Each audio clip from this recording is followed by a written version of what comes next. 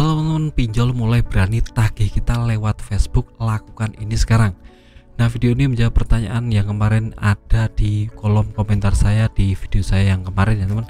Jadi ada satu orang yang sudah melakukan galbait atau gagal bayar di pinjaman online dan dia ditagih lewat media Facebook karena dia sudah menonaktifkan WA-nya, sudah ganti nomor telepon.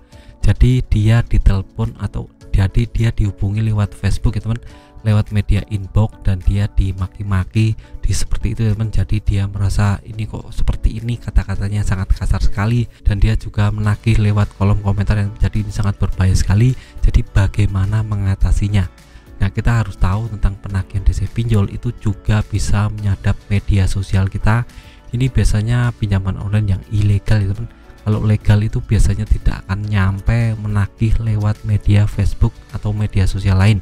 Ini jika teman-teman sudah sampai kena seperti ini, artinya HP teman-teman sudah disadap oleh yang namanya pinjaman online ilegal tersebut. Jadi solusi pertama adalah teman-teman langsung uninstall aplikasi pinjaman online ilegal agar tidak tersadap lagi ya teman.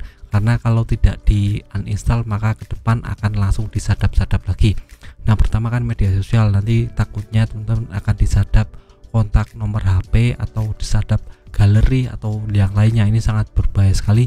Jadi saran saya kalau sudah ditagih lewat Facebook itu teman-teman langsung uninstall aplikasi pinjaman online ilegal itu, karena kalau legal tidak mungkin menagih lewat media Facebook. Nah, ini yang pertama, uninstall aplikasinya. Nah, untuk yang kedua adalah teman-teman langsung blokir nomornya. Nomor dari DC pinjol tersebut biasanya kan lewat akun Facebook ya teman, itu teman-teman langsung blokir saja. Itu ada di pengaturan, teman-teman langsung masukkan orang itu ke daftar blokir agar dia tidak bisa memention teman-teman dan tidak bisa berkolom komentar dan tidak bisa berkomentar di kolom dan tidak bisa berkomentar di postingan teman-teman. Itu langsung teman-teman lakukan saja, karena biasanya DC pinjol untuk Facebooknya juga cuma 1 atau 2, jadi tidak bisa banyak ya teman.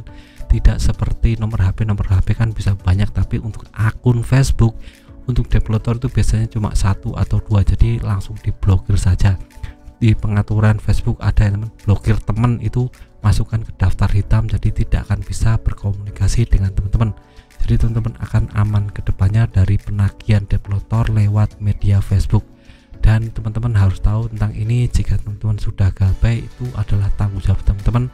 Jadi teman-teman harus konsekuen dengan masalah ini. Jadi kalau ada uang bisa bernegosiasi untuk pelunasannya, apakah membayar lewat yang namanya pinjaman pokok saja, tidak dengan bunga dan denda kalau developer datang. Tapi kalau developer nagihnya cuma lewat WA, lewat telepon, lewat media sosial Facebook atau yang lainnya, teman-teman bisa langsung blokir saja orang itu agar aman ke depannya.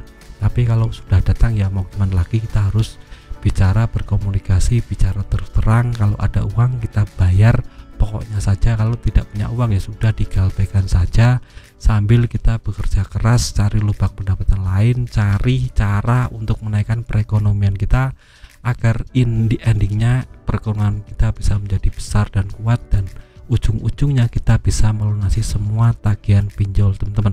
Ini tidak bisa instan, harus bertahap. Jadi teman-teman harus terus berpikir, terus bergerak, cari pendapatan lain di luar pekerjaan teman-teman sekarang, dan jangan pernah menyerah tentang ini, karena ya cari pendapatan di era sekarang ini sangat sulit sekali. Jadi teman-teman harus inovatif, harus lebih kreatif dalam hidup, jangan cuma berpangku tangan, bermales-malesan, tidak cari-cari cara atau jalan yang lainnya. Ini saja video singkat dari saya, semoga teman-teman bisa aman dari penagihan developer lewat Facebook dan media sosial lain, dan lebih berpikir positif, semangat dalam hidup. Dari video singkat dari saya, semoga bermanfaat. Tetap semangat kehidupan yang lebih baik.